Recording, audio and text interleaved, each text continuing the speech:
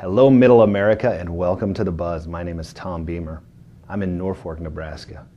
Norfolk, Nebraska is the same city that had quite a basketball shot on Saturday night. That came from Jacob Beller of Norfolk Catholic, the senior, hit a half-court shot to beat Pierce in overtime, 62-59.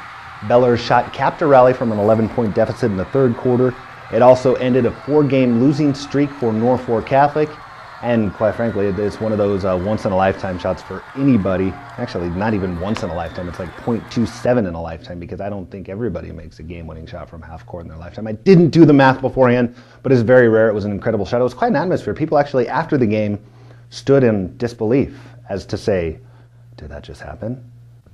Now, this game, because of the rivalry between Norfolk Catholic and Pierce, probably would have been the Lose Thrifty Way game of the week to begin with. But given that shot, given the fact that it won the game, and it's so rare, it is the Lose Thrifty Way game of the week. Bo Schomer had 21 points, 11 rebounds. He was 10 of 12 from the field for Norfolk Catholic. Matt Miller grabbed 12 rebounds for Norfolk Catholic as they rallied from that deficit. Brady Starkle and Taggart Bailey helped put Norfolk Catholic in that deficit with some hot shooting from the outside. Starkle hit 9 threes in the first half, finished with 16 points. Taggart Bailey finished with 11 points for the Blue Jays. This game sets up what's going to be an interesting race down the stretch in the Mid-State Conference. Right now, only 2 teams in the conference are below 500. One of those teams is actually Norfolk Catholic. And the Knights with a 5-6 record against teams with a combined 52-12 record are probably a little bit better than that record look. One Mid-State Conference team that has a pretty good record on paper that actually was stumbling a little bit before last week was Battle Creek. They had lost 2 in a row to very good teams in Winnebago and Twin River. They had a 53-50 win over Stanton. It was Stanton's just their second loss of the year. Zach Beller scored 15 points to lead 3 players in double figures for Battle Creek in the win. He then came back and scored 25 in a win over Crofton, and that's part of the reason Battle Creek is so dangerous. They can explode, and they have a lot of kids who are capable of scoring 20 or more points on any given night.